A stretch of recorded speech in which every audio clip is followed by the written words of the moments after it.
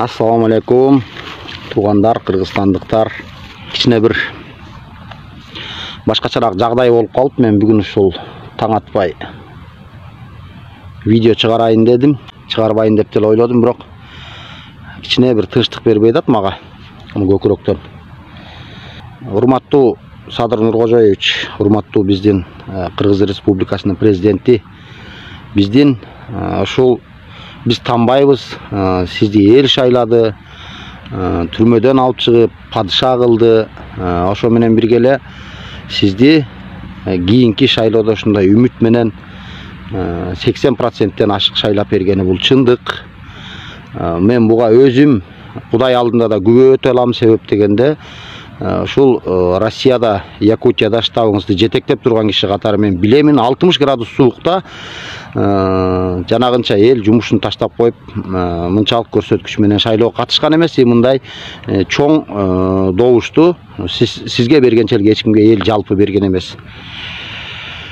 Бардыгы үмүт менен болгон, бардыгы ушул эртеңки Кыргызстаныбыздын келечеги үчүн деп ушундай аракеттер менен болуп келген да. Бирок акыркы убактарда адилетсиздик кыйнап баратат элди. Балким азыр сиздин оюңуз жакшы, Кыргызстанды өнүктүрөйүн деп атасыз. Албетте жакшы иштерди кылып атасыз. Канчалаган мектеп, канчалаган жолдор салынып атат. Бирок бүгүнкү жүргүзүп аткан саясий жолдо бул сиздин кылган чарбачылык иштериңиз жанагы какымдын башында кебездей учуп кетет. Шамал келсе үйлөп кеткендей учуп кетет, эч нерсе көрүнбөй калат. Соттордо адилеттүүлүк жок. Милицияга элдин ишеничи өлгөн. Ошо менен бирге эле баягы сиздин өзүңүздүн убадаңыз бар. Акыйкаттык орнойт, бардыгын өзүм көзөмөлгө алам, соттор ачык болот.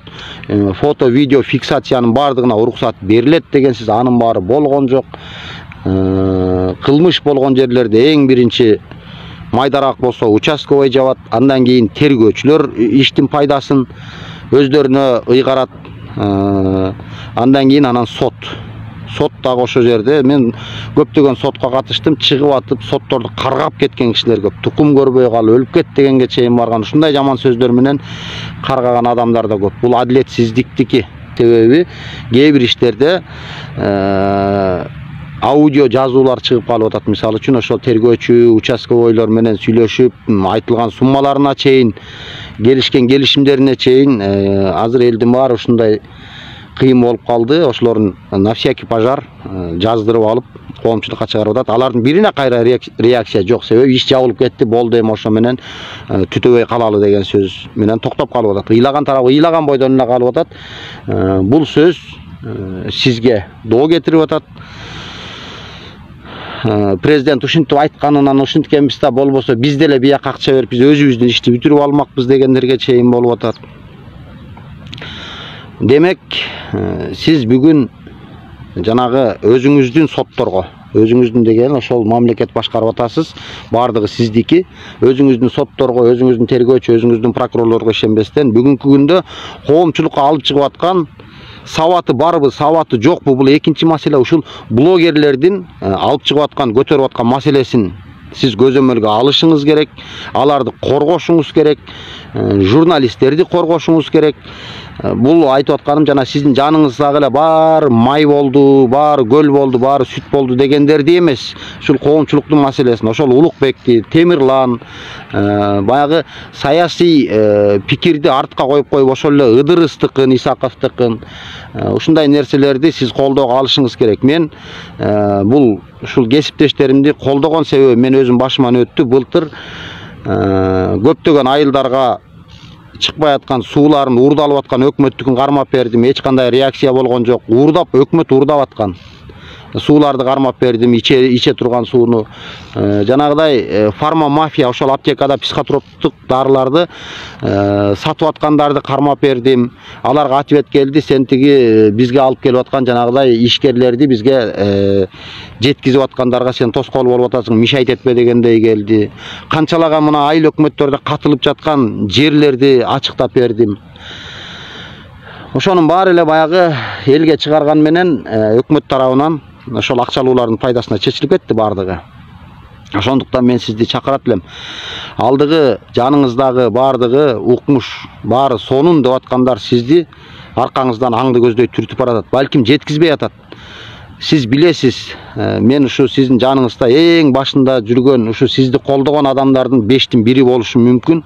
Бирок 10 эмес, андан азыраак адам жүргөн кезде ушу мен жүргөнмүн. Мерис жүргөн, Аспеков, мына Төрөкан жүргөн, Номанжан Аркабаев жүргөн, кээ бири кызмат алды, кээ бири квартираны алып тиги Лексусту минди дагы ошо менен унчукпай мына мен ушул жашоону көксөп аткам дегендей болуп, азыр башын кумга катты кээ бирлери бүгүнкү күндө деле балким ар кандай бир колдоону күтүп сиздин атыңыз менен ар кайсы иштерди кылып жүрөт. Мен деле ошого барсам болот эле, сиздин өзүңүзгө кирбесем дагы ошол ылдый жактагы тааныштар аркылуу көп маселени чечсем болот эле. Жок, мен оокатым жетиштүү, арзан болсом да машинам бар, жашай турган үйүм болбосо дагы мыйзамдуу түрдө жерди алдым. Мага жетиштүү, бир гана азыр жетишпей аткан нерсе ушул акыйкатчылык, акыйкаттык.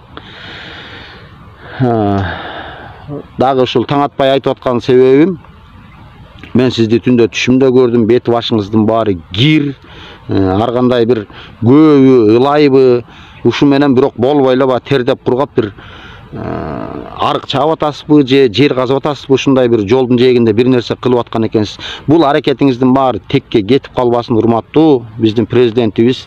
Мен сизге ар дайым тилегим ак, ар дайым ушул сиз тарапта болуп келгенмин, мындан ары деле ошондомун, ошол позициядан кайтпаймын. Бирок бир сунушум ушул: элдин, карапайым элдин жанагыдай диплому барбы, жокпу, же болбосо бир кыскасы өзүнүн таланты менен ушуреки элге жанагыдай журналист, блогер болуп, элдин маселесин көтөрүп аткан, чындыкты чыркыратып аткан, мына Кочкордогу жанагы Темирлан изилдеген Кочкордогу жана талкаланып аткан Токойго көз салыңыз, же болбосо ошол бореки больницаларга мына улуктан кийин дагы деле мына Кудайдын кулагы сүйүнсүн, биздин келиндер күндө эле төрөп атат. Дагы деле коррупция эч жерде токтогон жок. Дагы деле тааныш билиш, дагы деле жанагыдай соттук иштерде эми кой уурдаган, тай уурдаган мейли, эми башын куткарып берет экен. Адам өлүмүндө дагы акыйкатсыздык ушул акчалуу бар кишилер тарапка чечилип, акчасы бар кишилер тарапка чечилип, ушундай элдин сыздаткан маселелер өтө көп болуп атат. Дагы бир жолу айтайын, урматтуу биздин президентибиз, сиздин кылган иш аракеттериңиз көрүп атабыз. Көптөгөн жакшы биздин куралдар келип атат, жанагыдай атайын техникалар келип атат биздин ушул мамлекет үчүн. Мектептер курулуп атат. Ар бир элдин жанында болгонго аракет кылып атасыз, бирок мунун баарына сиздин ылдый жактагы саботаж кылган өзүңүздүн кадрларыңыз ичке тээп келет. Ушунун баарын, ушул иштин баарын жүргүзбөй келет. Сиз макул бардыгын ордунан шыпырып, бардыгын алып тазалай албасаңыз дагы, кадр жетишпей атса дагы, жок дегенде ушул элдин үнүн жеткирип аткан жанагыдай өзүнүн кандай десем, өзүнүн бир көрөрмандары, күйөрмандары бар блогерлердин, журналисттердин ушул айткан кептерин, бүгүнкү күндөгү ушул элдин маселесин көтөрүп аткандарды сөзсүз көзөмөлгө алышыңыз керек. Болбосо, урматтуу президент, баягы кыргыздын кеги 40 жылда дейт. Бүгүн ушундай нерсе менен адилетсиздик чечилип атса, эртеңки күнү өч алуу болот. Баягы орусча айтканда по понятиям уже жашоого өтүп баратабыз. Ушул нерсенин бардыгын өзүңүз иретке албасаңыз, биз эл ичинде айтылып атат. Мен сизге ачык так даана айтып коеюн, эл ичинде айтылып атат. Биз баягы илгерки бакиевский режимге өттүк, бизде азыр бандиттер бийлеп атат деген сөз байма бай айтылып атат. Мына турганыңызга 2 жылдан ашып баратабы. Бүгүнкү күндө нааразычылыктар сиз тарапка өтө көп, урматтуу президент. Бул сизди душмандык кылып аткан кеп эмес, жөн гана кадрларыңызды, анан элдин оюн текши укканга аракет кылып бериңиз. Биз билебиз, сиз Facebook'та отурасыз, Instagram'да отурасыз, бардык соцсеттерде болуп аткан абал менен элдин ичинен жеке тааныштыгыңыз бар. Ушундай нерселерге сөзсүз сиз көңүл бурушуңуз керек. Мына кадрларыңыздардан мореки салык кызматынын төрагасы Алтынбек Абдуопов деген мыкты кадрыңыз бар. Ушул атайын блогер, журналисттер менен ар бир райондо өзүнүн кадрлары кандай иштеп атканын, кайсы жерде кандай мыйзамсыз эмне бар, ар бир магазинге чейин жеткизип отуруп бүгүн тазалап алды. Бүгүн жүзү жарык, кадимкидей мындай жакшы дем алуу менен иштеп аткан адам. Ушундайлар бар. Мына кээ бир майда шаарлардын мэрлеринде жакшы иштейин деген кадрлар баягы айыл өкмөттөрдө ушулардын бардыгында бар, бирок алардын кадамы сиз жакка чейин өтө чоң жете албайт экен. Себеби өйдө жакта эски системанын карышкырлары отурат, алар кулабай атат. Урматтуу президент, мен сиздин жаныңызда, сиздин тарапташыңыз, сиздин ошол чыркырап аткан ошол убакта акыйкатыңызды жеткирем деп жүргөн адам катары, ошо жеткирүүгө салымын кошкон киши катары мен сизге дагы бир жолу ушул кайрылууну жолдойм. Ошол сизге жардам кылган блогерлер, сизге жардам кылган ошол убактагы сиз президент боло электеги коомчулукта жүргөн активисттер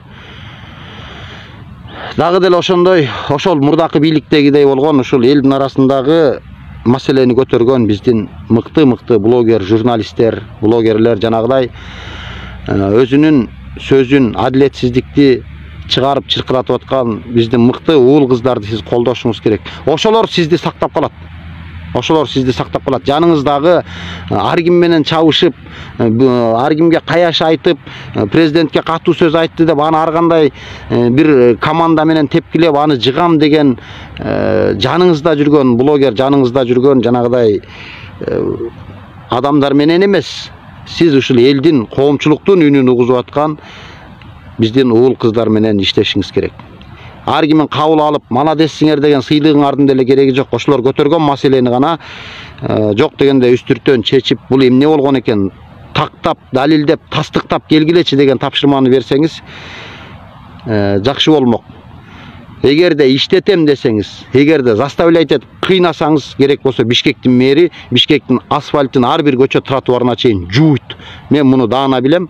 Себеп дегенде биз кызматка отурган адамдар биздин Кыргызстандын ичинде шеф дегенде, чоңдор дегенде кылбаганды кылат.